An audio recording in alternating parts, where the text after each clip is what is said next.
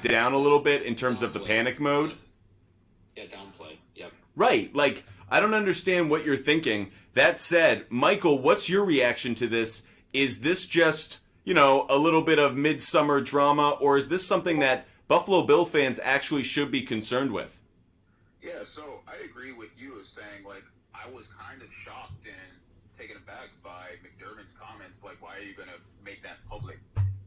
Which, first of all, you shouldn't overreact and make it public. If you are concerned, you keep that behind closed doors.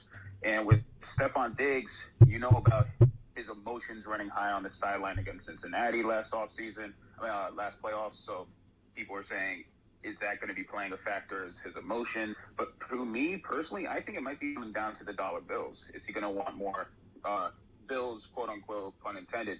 Is he going to want more money? Because if he's there in the facility but not participating in practice, he doesn't want to risk an injury. That's something to me saying that might not be more football related. It might be more contract related. See, I don't hear it that way, and that's not how I interpret the situation. I don't view this as a money issue. And for those who are just joining the show, welcome into the Butt Fumble Sports weekly NFL show. We are getting into a heavy news week before we make our predictions and work through the NFL season calendar.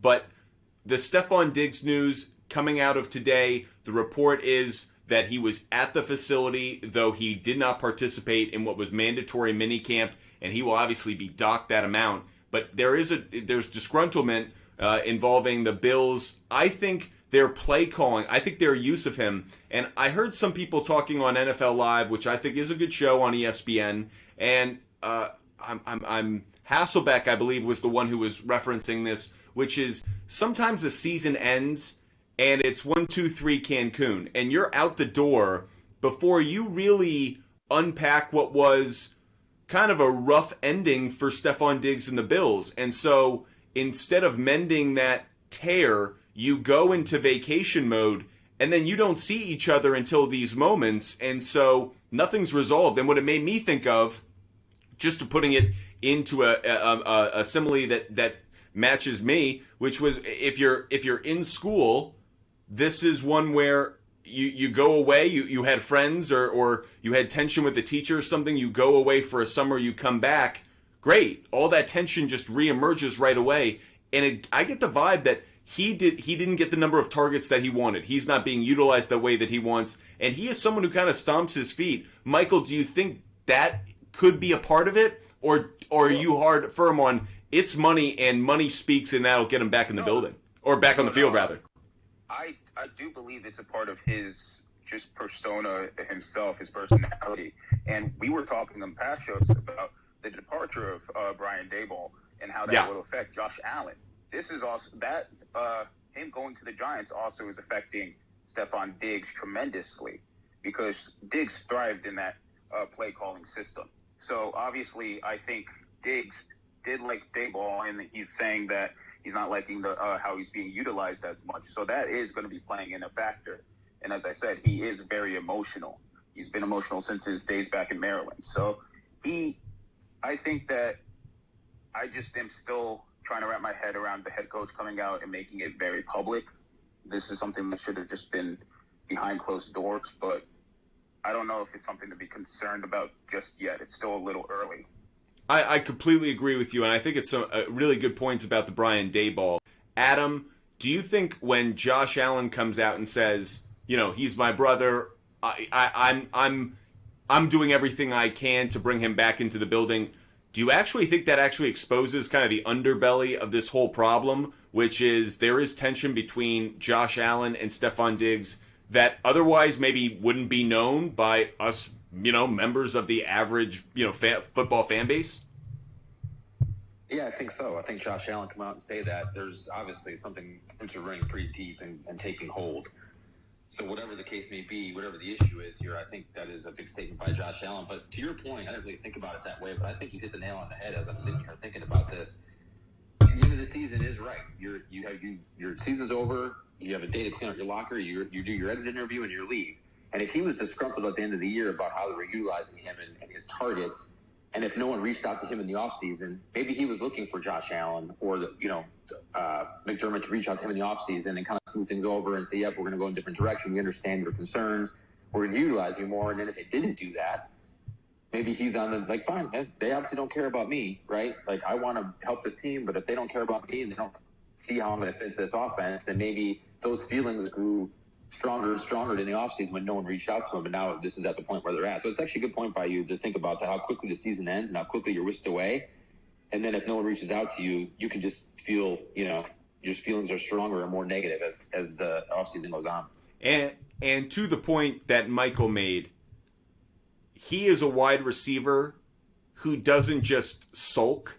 He lets it be known that he is not getting the kind of treatment that he wants. And I don't necessarily have a problem with it because I actually think he's earned it at this point. And he backs it up. When you do throw him the ball, he does come through. So it's interesting because this happened in Minnesota. The one thing that would be concerning to me if I'm a member of Bill's Mafia is this has happened before. So there is a history of him not necessarily getting what he wants and then looking for a way out and finding it. Now, I don't think that this is really going to blow down the Bills' house. I'm very high on the Bills this year, and we're going to get into Week 3 in just a little bit. But I think the Bills are fine. I just think this is a sign that the window is somewhat closing on the Bills, and they need to take advantage of this 2023 season, because if they're going to win a Super Bowl, the chances that it does happen with Stefon Diggs, a member of their roster, it's going to get harder after this year. Now, the other bit of news that I wanted to dive into before we do get into our weekly NFL pick predictions is DeAndre Hopkins. He had a visit with the Tennessee Titans a couple days ago. He's now making a 2-day visit to the New England Patriots. History with the Patriots, Bill O'Brien wasn't great in Houston, but Bill Belichick and DeAndre Hopkins had a love affair that was caught on camera. I believe it was for Hard Knocks, the in-season Hard Knocks that they were doing. So it wouldn't surprise me if he ends up with the Patriots. I'll start with you, Michael, on this one. DeAndre Hopkins, do you think the Titans or Patriots will ultimately land him, or do you just think this is him making the rotations and there's actually another team he'll ultimately land with? I think he's going to weigh all his options before he obviously makes a decision. Like, he left Tennessee without a deal, but they did say had great conversations, that they were staying in touch. It was a successful visit. Patriots, to me, the thing is with him, DeAndre Hopkins, there were rumors about a reunion in Houston as well. But if I'm DeAndre Hopkins, I get you might want to go with money, but at the same time, you got to look at your quarterback options.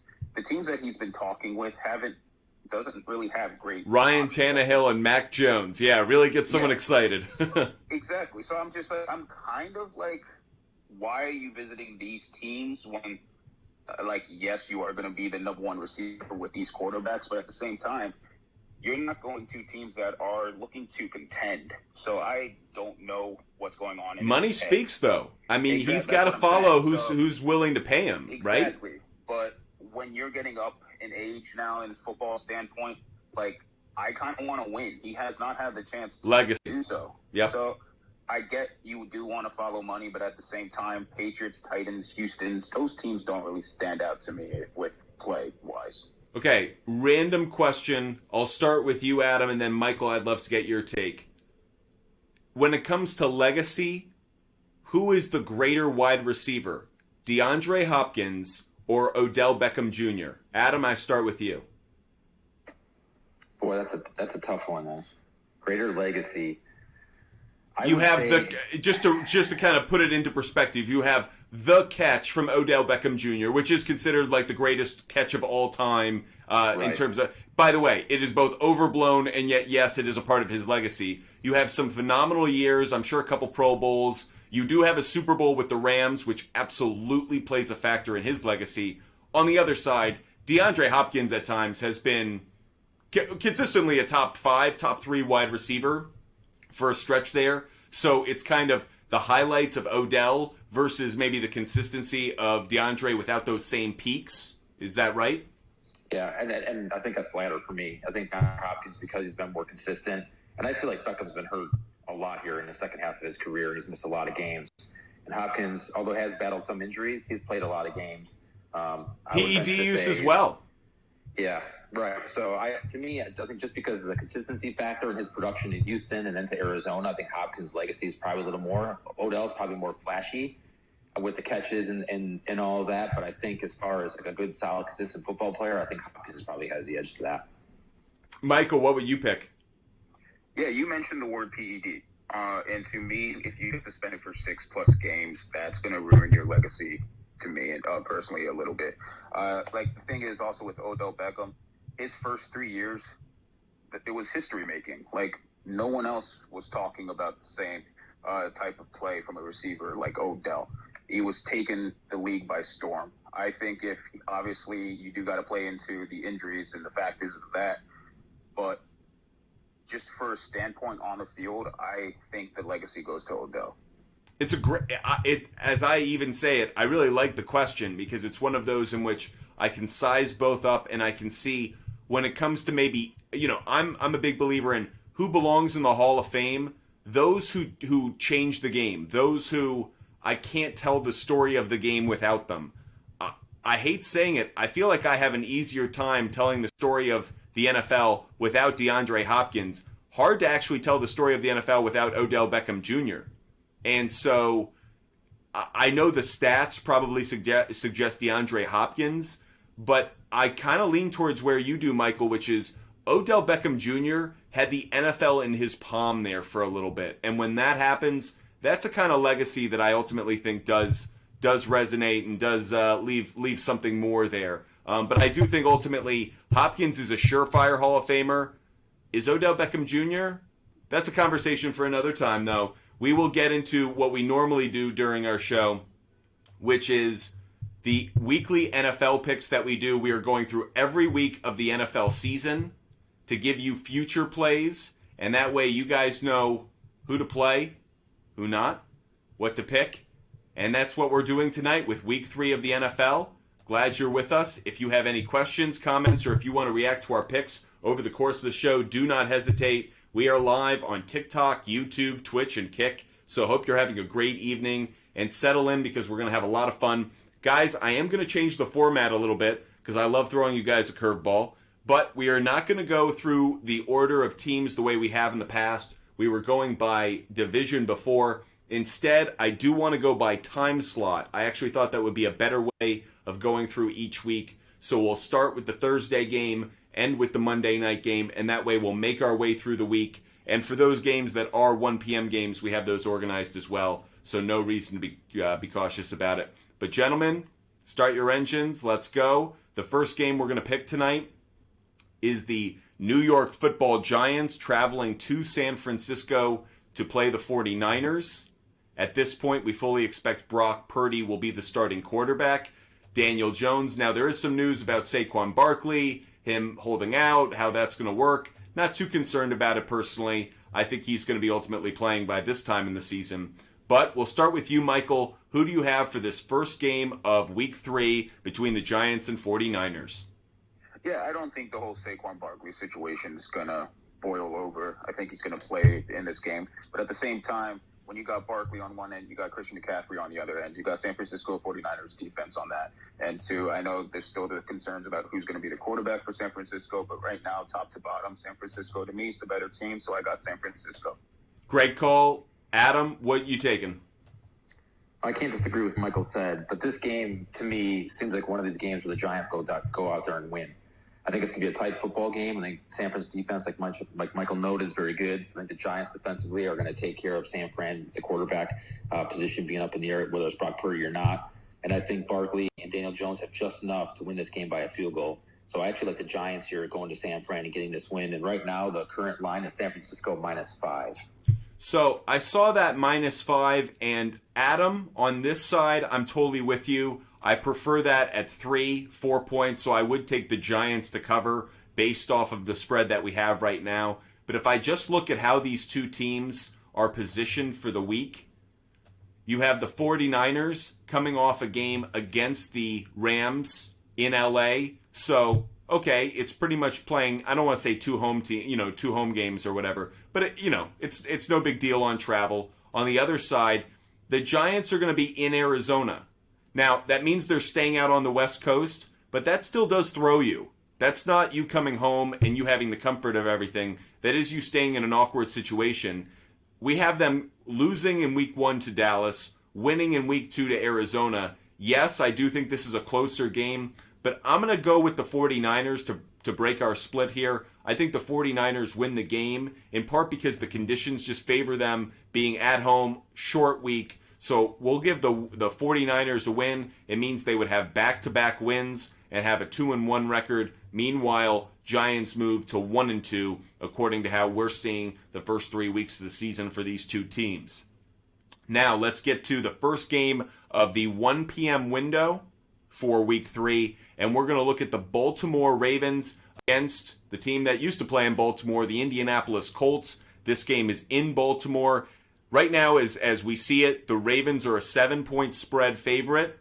Michael, I'll start with you. What are your thoughts on Ravens hosting the Colts?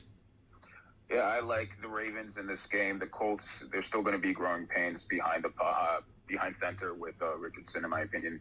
So J.K. Dobbins coming back healthy. Let's hope, fingers crossed, because when he's healthy, he, to me, is a top running back in the league. He's super dynamic, and their receiving corps is fantastic. So I do like Baltimore in this game. I'm going to jump in on this, and I agree, especially at home. I feel really good about this one. I also think this is one that will be hyped as Anthony Richardson against Lamar Jackson, but I could actually see J.K. Dobbins and Jonathan Taylor actually kind of stealing the show in this game. What are your thoughts, Adam? Yeah, I feel the same way. To me, I just look at this as a bounce-back game for Baltimore, coming off the loss the previous week to Cincinnati, which would have been a big game. You come home and play Indianapolis. That's a perfect remedy for that. So I think Baltimore at home. And according to how we see, to Adam's point about how we see the first 3 weeks playing out for these two teams, we see Baltimore starting 2-1, opening with a win against Houston and then losing to Cincinnati on the road. Meanwhile, we have the Colts losing to Jacksonville and getting their first win of the season on the road at Houston. So that would put the Colts at 1-2. The next game we're going to focus on is the Tennessee Titans traveling to Cleveland to play the Browns. Is Deshaun Watson at this point getting another win, or getting his first win rather? We have them starting the season at 0-2. So Adam, we'll start with you on this. Does Deshaun Watson get that first win of the year against Tennessee? Yeah, I believe he does. At home against Tennessee, like we talked about in previous weeks, is don't expect a whole lot out of them this year, especially at the quarterback position. So Tennessee goes to 0-3 here, and Cleveland does get their first win at home. Michael, what are your thoughts? Yeah, Cleveland, I do see them coming in with a win on this. The whole thing to me is, can you stop Derrick Henry? And the Browns defense has the capability, the front line, to stop Henry. And right now, Tannehill's not scaring me. So I do think that Deshaun Watson is going to take over the game with Nick Chubb and Amari Cooper, and I think that Cleveland's going to get the first win. Yeah. So where did we land on this Derrick Henry trade situation? Like it all kind of flamed up, and then it all just kind of like went away. The reason I think it all kind of went away is Austin Eckler couldn't get a trade. Ezekiel Elliott's not getting signed. Dalvin Cook is now going to be out there is now on the market. So who wants Derrick Henry? Who's going to pay Derrick Henry prices? And that's why I think that market's died. Now that may come back up, but I also think the Tennessee Titans, if they're smart, and I don't like putting it this way, but they should run him into the ground and sell as many tickets as they can in what's going to be a rebuild year, in what's going to be a Scotch tape it together year, because the NFL is a business, and if I'm looking at it not as an empathetic person, obviously I want Derrick Henry to not be run into the ground. I want him to go compete for a championship. I want to see him get that. But if I'm the Tennessee Titans, this year is going nowhere. Derrick Henry's going to be the lone bright spot. How do you not do that? Michael, how do you think about it? Yeah, I mean, it's going to be tough with Derrick Henry with his past injuries to just constantly run into the ground.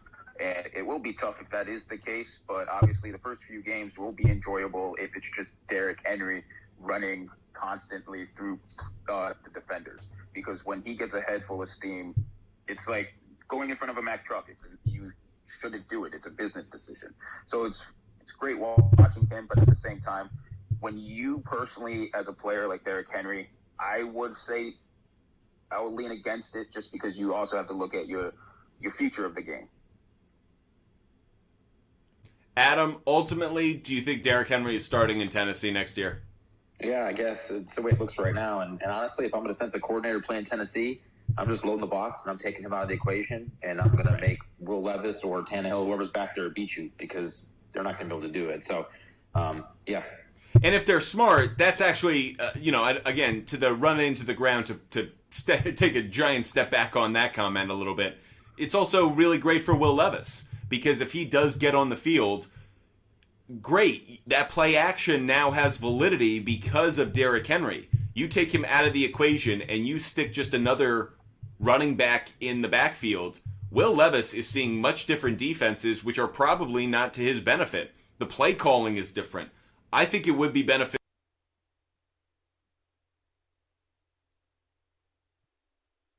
For the first time in a long time, they're the team in that division where I go, what's the plan?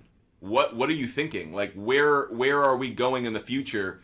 And I don't think any member of the Tennessee Titans organization or fan base can answer that. And so, even if you move Derrick Henry, obviously you're doing it for draft picks, but what is that accomplishing? So, I do think they're kind of putting a pin in it for now, and we'll see. We'll see. That said, we're going to continue to move on through week 3 of the NFL schedule. As we go through every week of the NFL up until the start of the regular season, we're having a lot of fun doing it week by week. So this show, we're going through week 3. And the next game we're going to focus on is going to be the Atlanta Falcons going up against the Detroit Lions.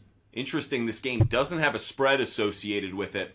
Now, according to how we've seen the first 2 weeks of the season, the Atlanta Falcons are 2-0 according to us, believe it or not. Meanwhile, the Lions are 1-1. Is this where the tide slowly rolls back on the Falcons, Adam?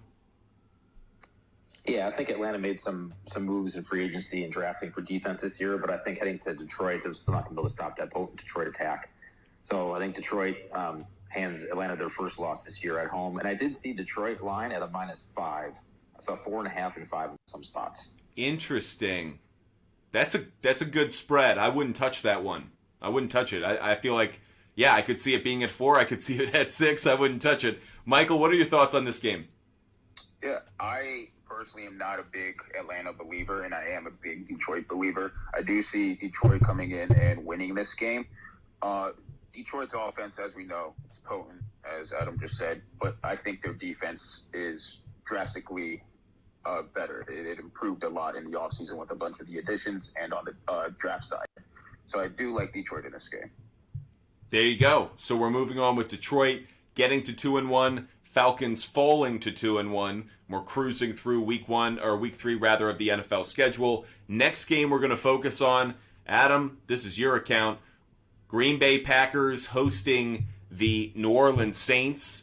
According to us, the Packers are 1-1 at this point, while the Saints are 2-0. Could Derek Carr start 3-0, Adam?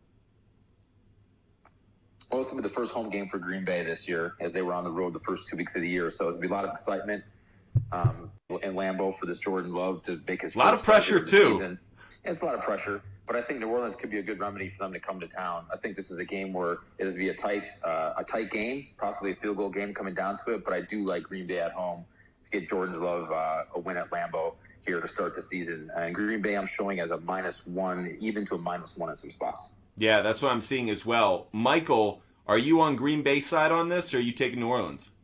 I'm also on Green Bay. The adrenaline's going to be through the roof with the first home game of the season.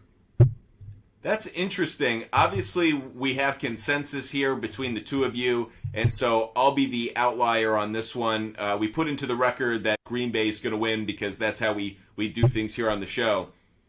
But I'm not sold on Jordan Love. I'm not about him. I just don't have belief. And at home, that crowd, you're right, it's going to be electric. And expectations are going to be muddled. Not what they've been for years. It's been a long time since. And one thing I do love about the Green Bay fan base is they do get behind their guys. It's not like some places where they're kind of rough on their pups. Green Bay backs its guys heavy. So he's going to feel the love. The question is, can Jordan Love come through? And I kind of have my doubts.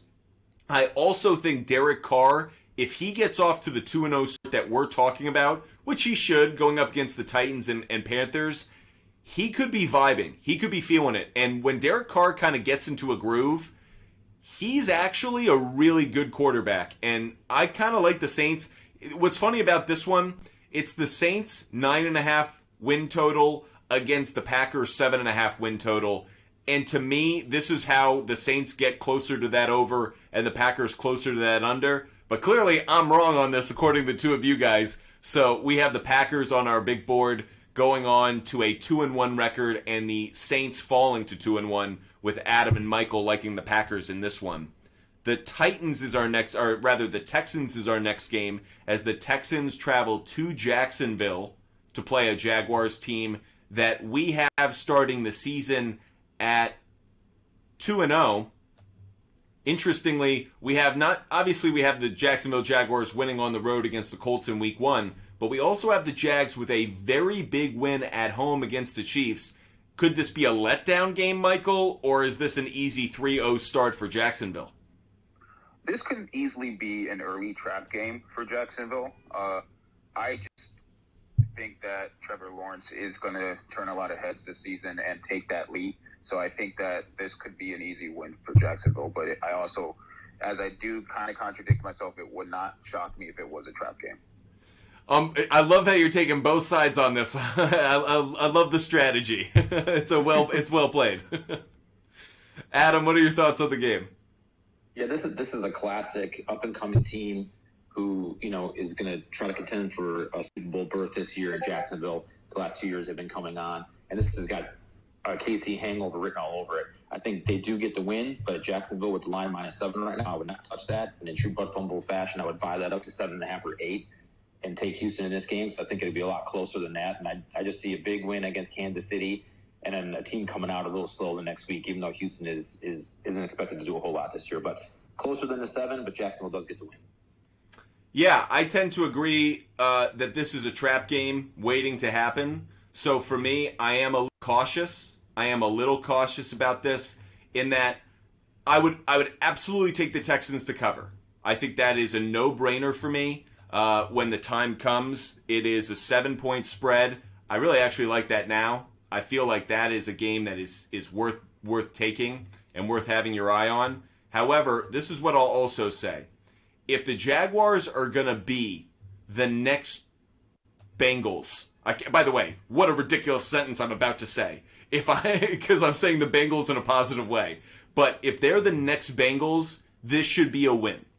If they're going to make that leap from team we used to laugh at to team that has a legitimate chance at being an AFC championship contender year in and year out, then this needs to be a win. But I'm going to mark it as a win on our schedule, our collective show schedule. But I am going to put an asterisk next to this one, as we've started to, because I absolutely believe that this is a game that could be a trap. And this is one in which the high of beating the Chiefs could ultimately play in as a factor and will keep us from necessarily backing the Jaguars on the spread when the time comes. So that's how I'm going to mark it down for now. And the thing is, too, this can go the other way. Let's say Jacksonville either gets blown out by Kansas City, and then, now they got to come back and play Houston the following week. How up are they going to be for that game? So this actually could work both ways of being a trap game, whether they win or lose the previous week. I totally agree with you, by the way, because if they lose to the Chiefs at home, there is going to be a moment of licking their wounds. And no, I don't think that the Texans strike the kind of fear in them where they snap back into focus. So I would be a little bit wary of this game. We also have the Texans starting out, according to how we have it the first 2 weeks, 0-2 rather. And again, I thought that game against the Colts, I was kind of leaning on the Texans. So if they were to beat the Colts, they'd be coming off the high of that win and maybe feeling it a little bit. If obviously not, when are they going to get that first dub? But we obviously, with Trevor Lawrence, the roster that they built, we slot in a W for Jacksonville and an L for Houston. We do now move to Broncos country. Let's ride. As the Russell Wilson train moves to Miami and takes on the Dolphins. Now, according to our schedule through the first 2 weeks, Denver is 2-0 after a win against the Raiders and the Commanders. Meanwhile, Miami 1-1 coming off a Sunday night loss to the Patriots. Michael, we start with you. Miami get the dub, or is Denver a surprise 3-0 start? So I like Miami in this game, and it also could make me love Miami even more if they get Dalvin Cook, who, in my opinion, are favorite to get him.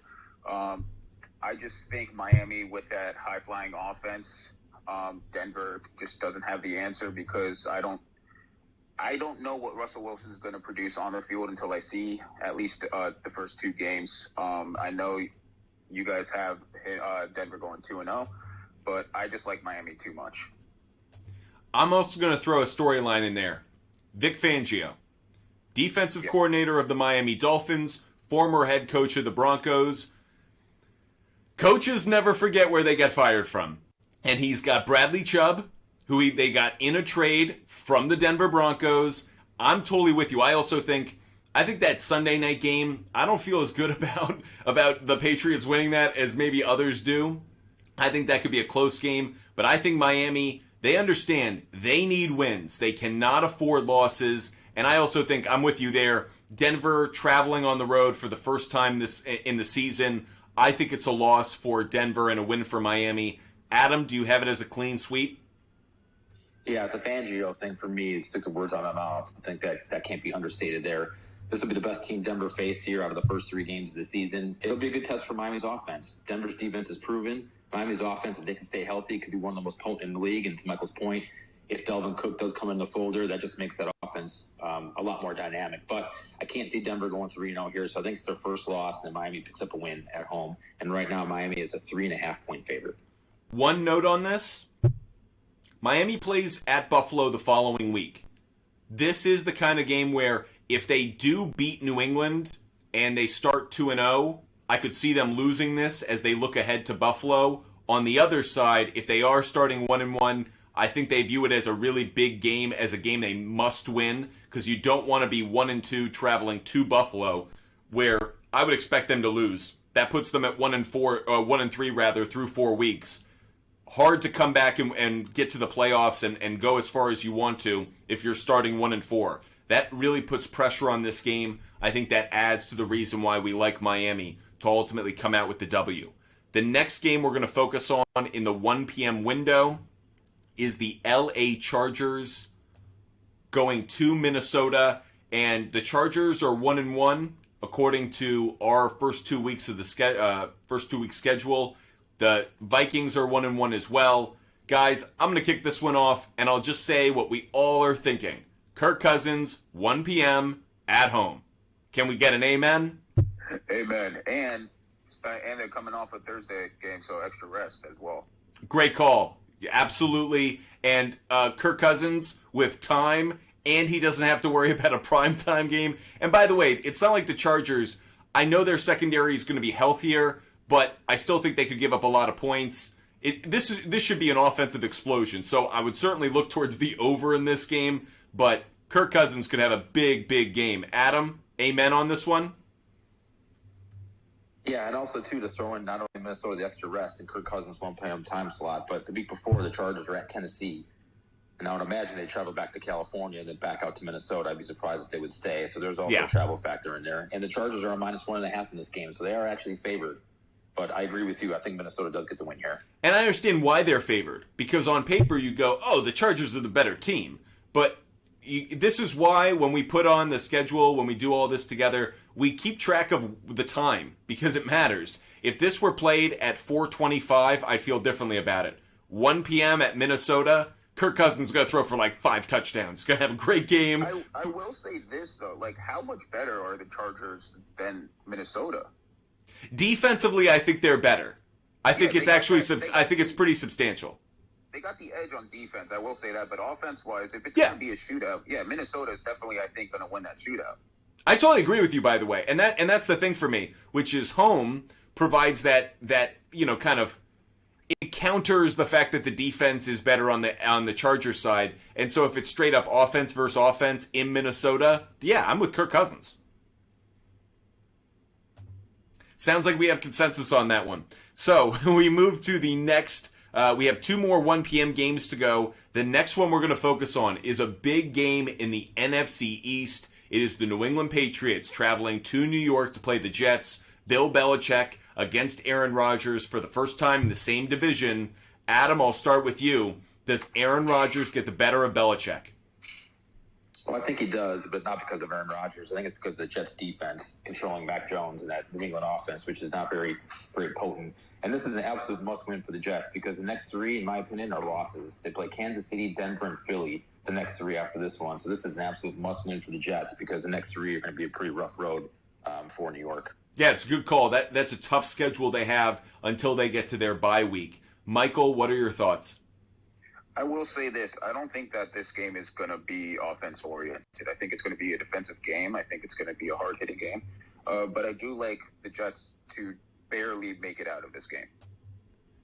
By the way, I completely agree with you. I thought that's a great call by both of you. This feels like a Sauce Gardner gets an interception on Mac Jones game. This feels like a Ramondre Stevenson game.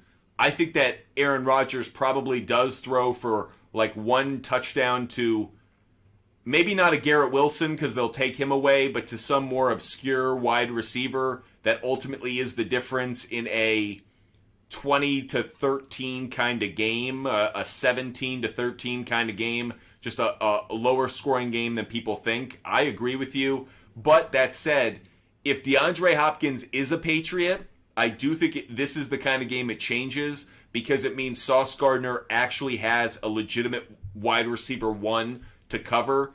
No DeAndre Hopkins, ugly. I don't see how the Patriots can really pass against the Jets defense and be effective unless you have super wins or Zach Wilson somehow gets on the field. So let's say this, that we don't know that Hopkins is on the team, so you're not picking New England, right? Okay. No.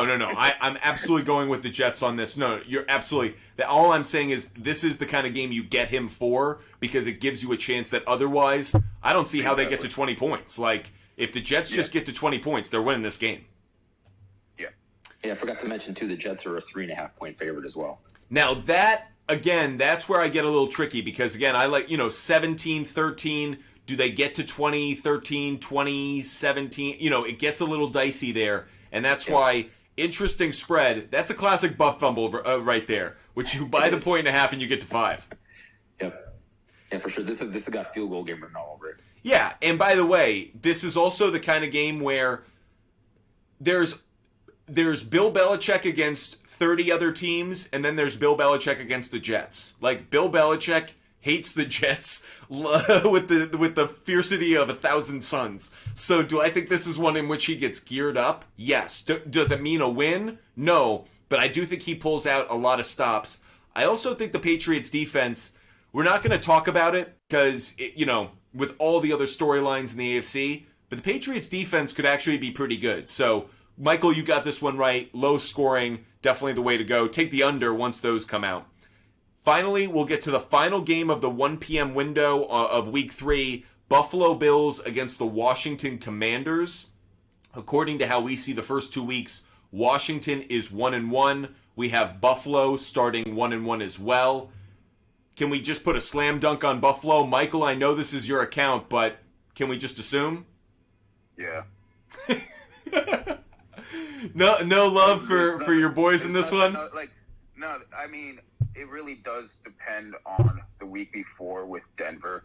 But at the same time, I don't see us beating that Bills offense. Like, our defense is going to carry us to a lot of victories this year, but that Bills defense to me is scary. I mean, offense. Sorry, that Bills offense. I want to ask you one question before we get to Adam on this. Are you okay that they're just letting Chase Young go? Okay, I don't know where all of this is coming from because there are reports that we're looking to trade him, but in the same time, the local media guys are saying that they're just listening, but they really do want to keep him because he's looking really healthy on the field. He's looking explosive, disruptive.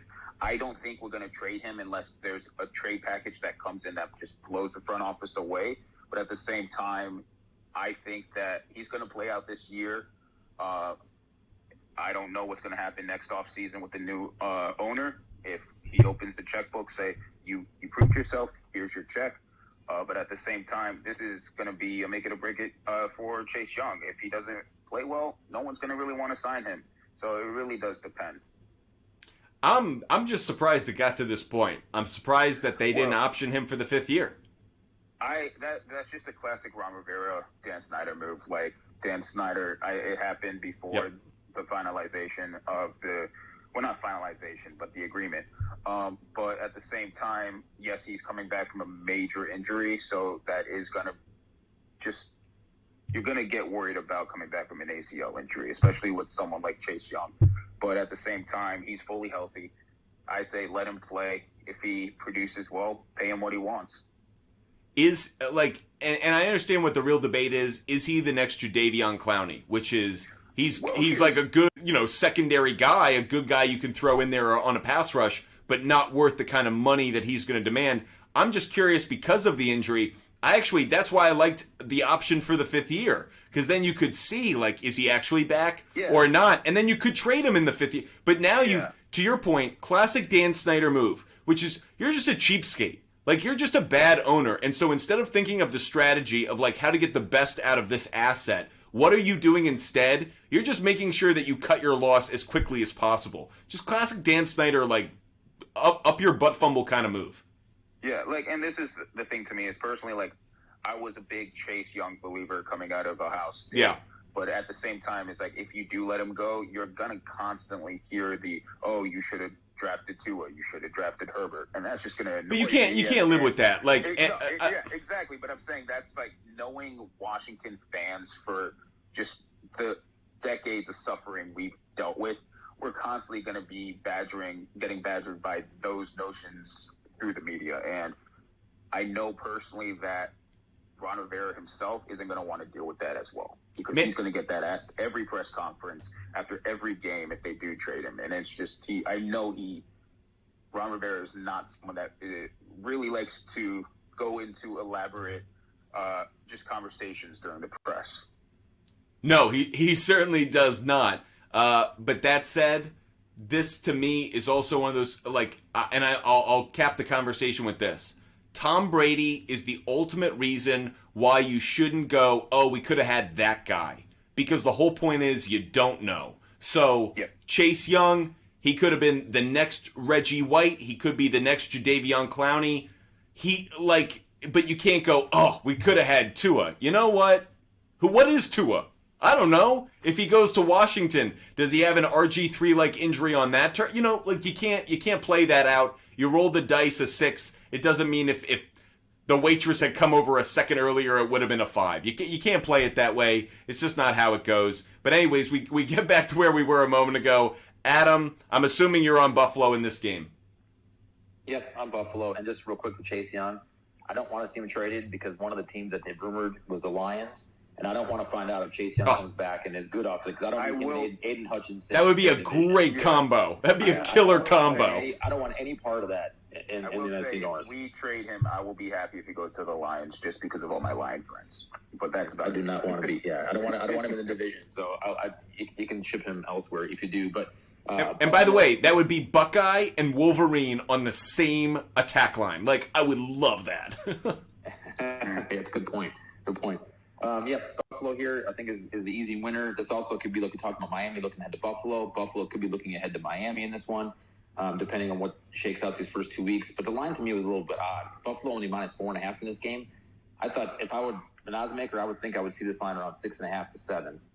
But the stands right now, Buffalo's -4.5. But yeah, I'm on board Buffalo. I think that spread is just because it's playing in Washington, but that's about it. That's right. Yeah, but even so, I still think this is a 6.5 line. But you think home field advantage is a 3-point mover, and so really they're saying, I dare you to take it at 7, 6.5, and they're just bringing it back because it's at Washington.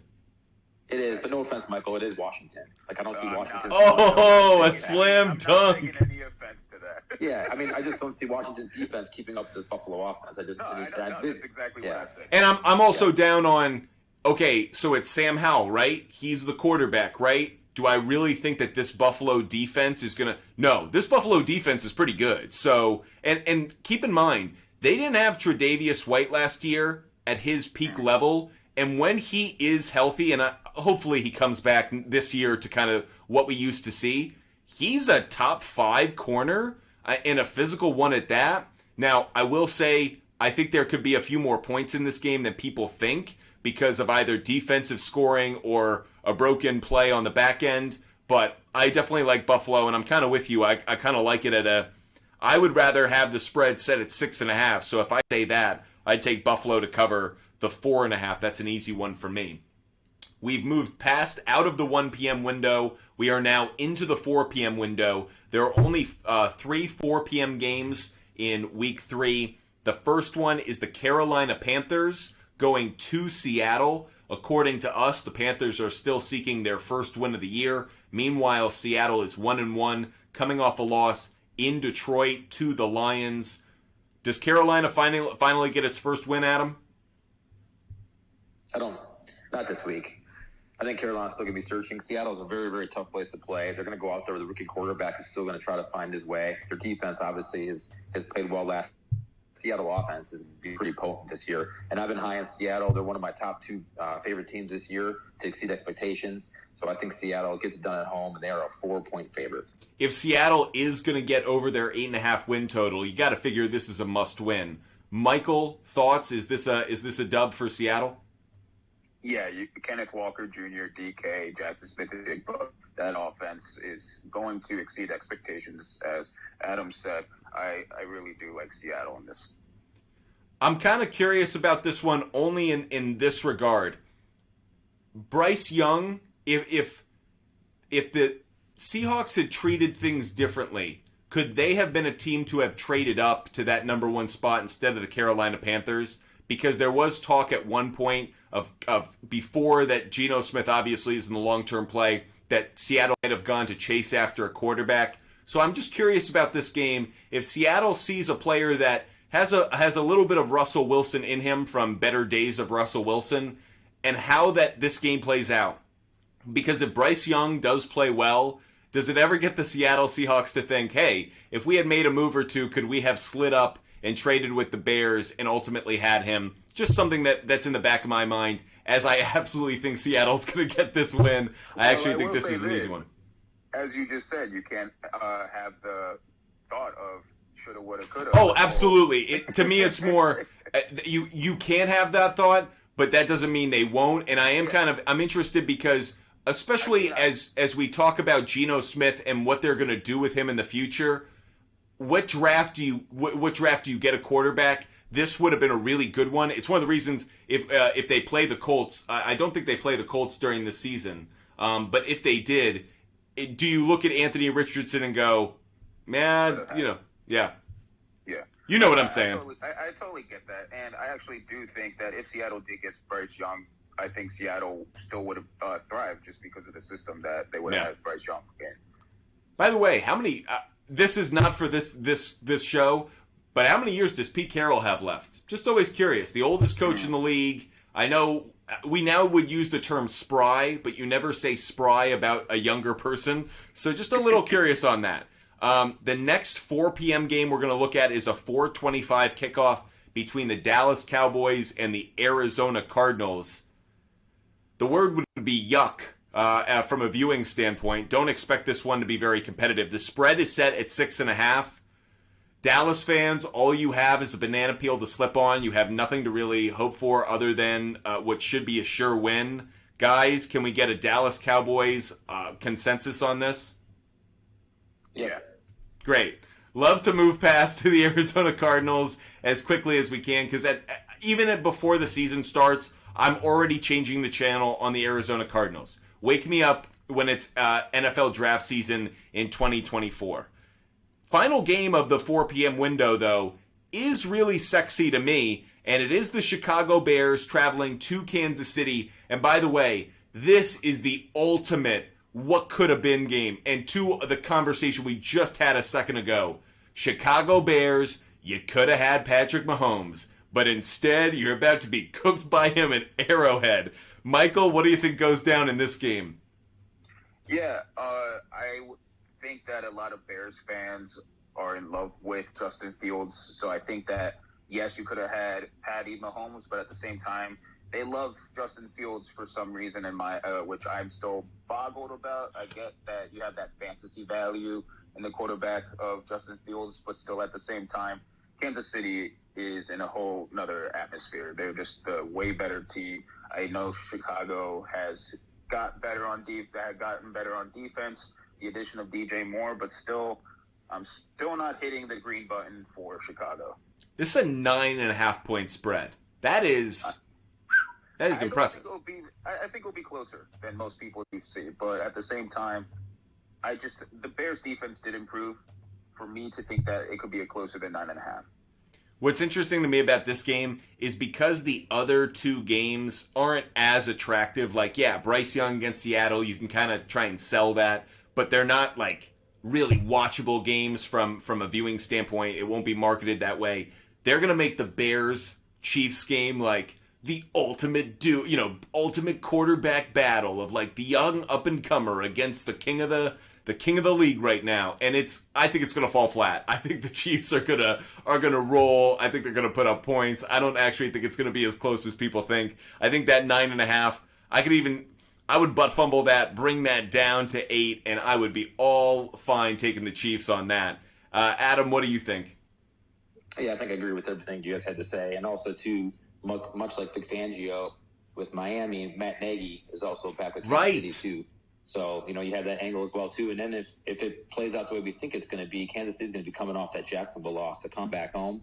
And again, Chicago, until Justin Fields show me he can throw the football, I think Kansas City runs away with this one. So 9.5-point spread is a big number, but I can see Kansas City winning this game by 14 or 17. No, and especially according to how we have the schedule playing out with that loss to Jacksonville, right.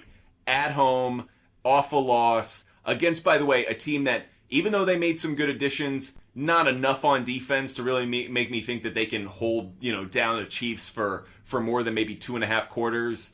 I think this gets away from them in the end. So we move on to the Sunday night game, since there surprisingly is 2 Monday night games in this week 3. So the Sunday night game is an old rivalry battle. It goes back to the days of John Madden, as we remember one of the greatest figures in the NFL, and it is the Steelers against the Raiders, and this one is going to be in Vegas. The Raiders, according to our first 2 weeks, are 0-2, and meanwhile, Steelers 2-0. Do those trends continue, Adam, or do the Raiders break through for their first win? As I see, the Raiders are a 1-point underdog in this game. Yeah, so Pittsburgh's another team I could see exceeding expectations this year, but just purely for the fact that Las Vegas is 0-2 and Pittsburgh's 2-0, I can't see Pittsburgh going to 3-0 in this spot. So I like Las Vegas at home here to get the win simply for that fact alone. I kind of feel the way you do, too, especially because the next week, Pittsburgh's got Houston on the road, and then they got Baltimore. Are they really going to – they could potentially go undefeated to their bye week? That doesn't feel right. Like, that feels like right a road win is waiting for them in this game, right? Like, Michael, do you kind of feel the way Adam and I do? I actually don't, to be honest. What was it, 2019, 2020, when Pittsburgh went like 10-0, and then they went into Washington, and Washington beat them? Like Washington beat them? No way. Yeah. Washington? Yeah, like that's what I'm saying. Like everyone expected them to just keep on winning, but then there's going to be that one team that maybe down the road you don't expect them to win, but at the same time they started off like 10, 11-0. So I do see them having the ability to win 3 straight games to start the season. I still don't like Vegas's quarterback situation. So to me, I'm not a believer in Las Vegas whatsoever to start the year.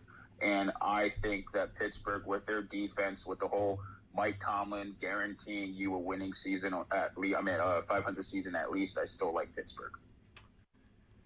You make a good argument, Michael, and I'm kind of split on it, but I do think that they ultimately, the Raiders get, this is, by the way, the Raiders' first home game of the year. They're on the road for the first 2 weeks against Denver and Buffalo. Vegas. Rough. Meanwhile, Pittsburgh, they've played 2 home games. This is their first road game. I'm going to go with the home team on this one on a Sunday night. I think Sunday night games, too, are always a little awkward, always a little clunky. So I think that could add to what Vegas may get out of this game. But I don't have strong conviction in it, so I'll do what we did a little bit earlier, which is I'll put the W with the Raiders on our schedule, but I'm going to admit, Michael, I don't feel great about it. I am leaning towards where Adam is, which is this is more about I can't see them going 3-0, which isn't a really good reason. I'm going to be honest. I don't think that's a really good reason for it. I don't have a lot of faith in Jimmy Glass, also known as Jimmy G. But that said, Raiders at home, Steelers going 3-0, yeah. A Josh Jacobs game. That's what I'm talking myself into. Josh Jacobs runs for 210 yards and wins the game. It was great just hearing the process of you convincing yourself. Devontae Adams just go with Devontae. He'll have a big catch. No, from Jimmy G, he'll have a big catch somewhere along the way.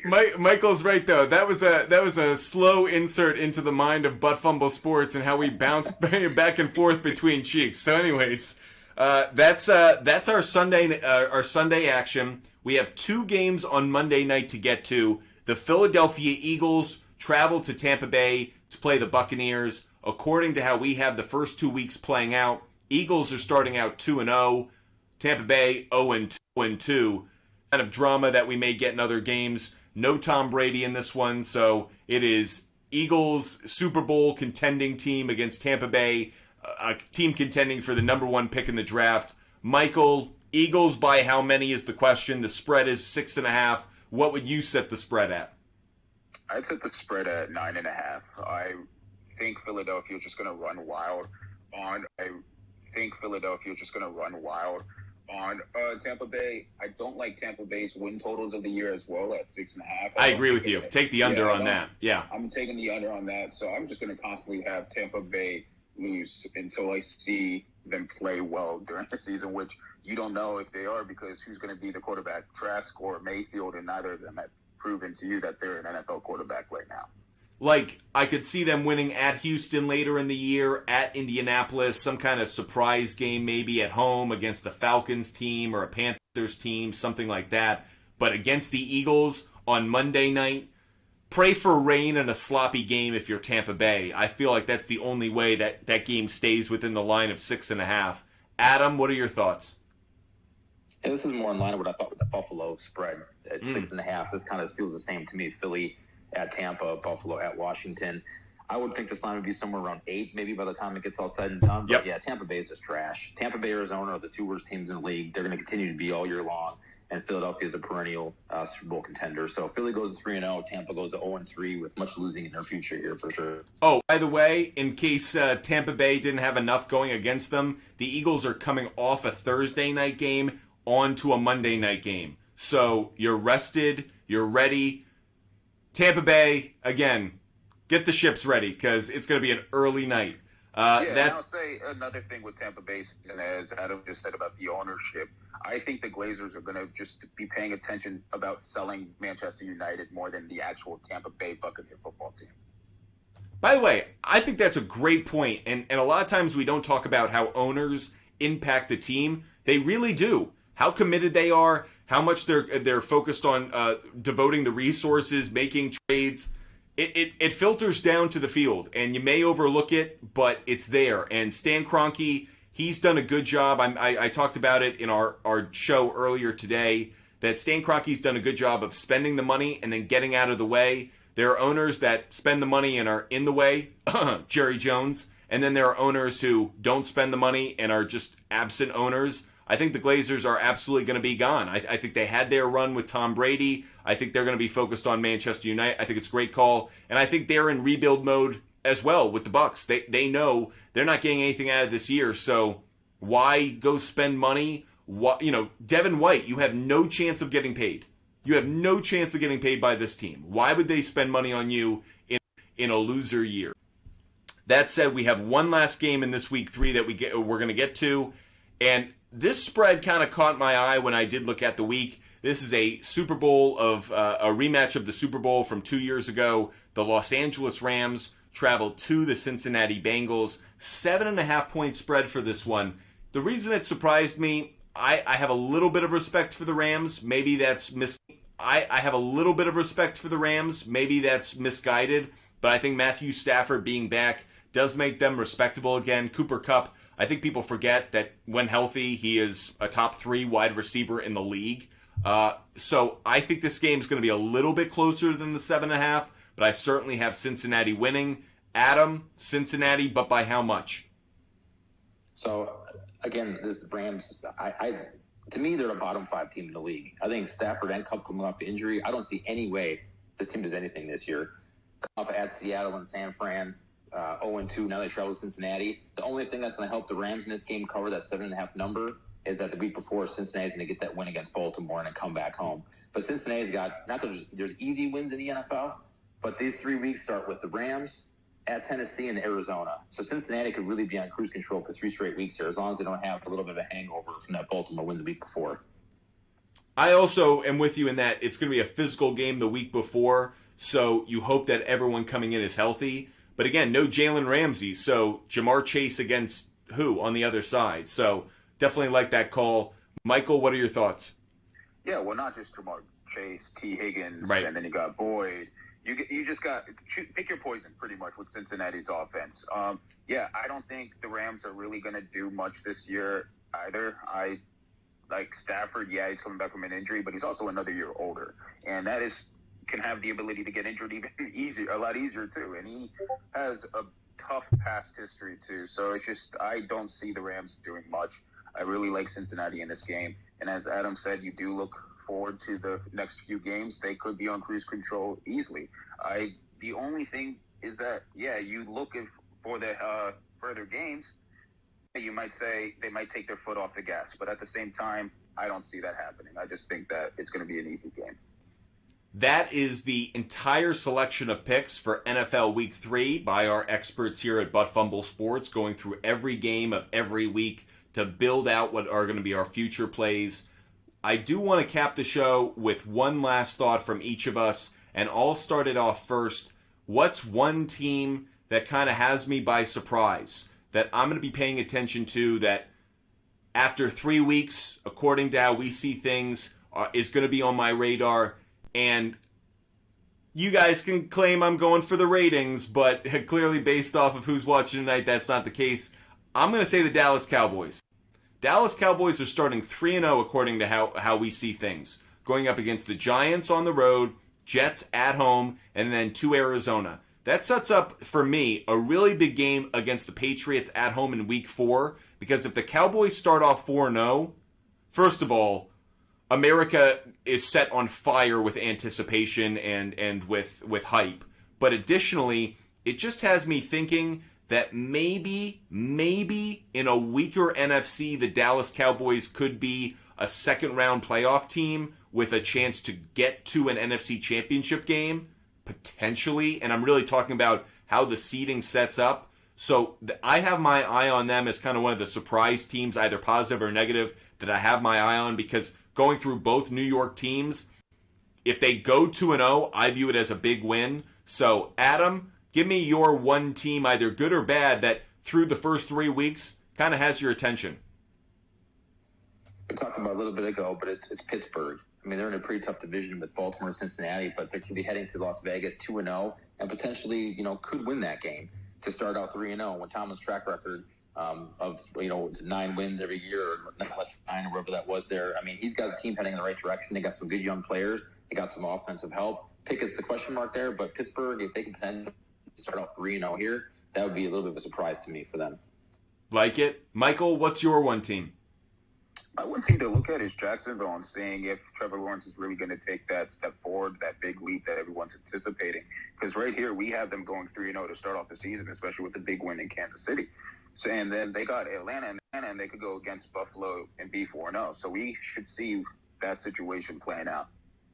And I believe they have back-to-back games in London after in Week 4 and in Week 5. So if they start off 3-0, first of all, they're going to be hyped differently because they're going to be in these overseas games, which gets a lot of media attention anyways. But obviously, it's just going to build out this narrative that Trevor Lawrence is turning the corner. So like that, so the 3 teams that we're talking about at the very end as teams that kind of catch our eye through the first 3 weeks according to how we see the schedule playing out are the Cowboys, the Jacksonville Jaguars, and the Pittsburgh Steelers. And I actually think all three teams could be 3-0 as we go through the first 3 weeks of the 2023 season. As always, I want to give a big shout out to those contributors to the show that you just listened to. Adam, you can find him at @SpotterAJ on Twitter. That's @SpotterAJ on Twitter. He does a fantastic job. Adam, thank you so much for always contributing to the show. And Michael Dobbin, you can find him at MikeDobbs94. That's @MikeDobbs, 2Bs, 94.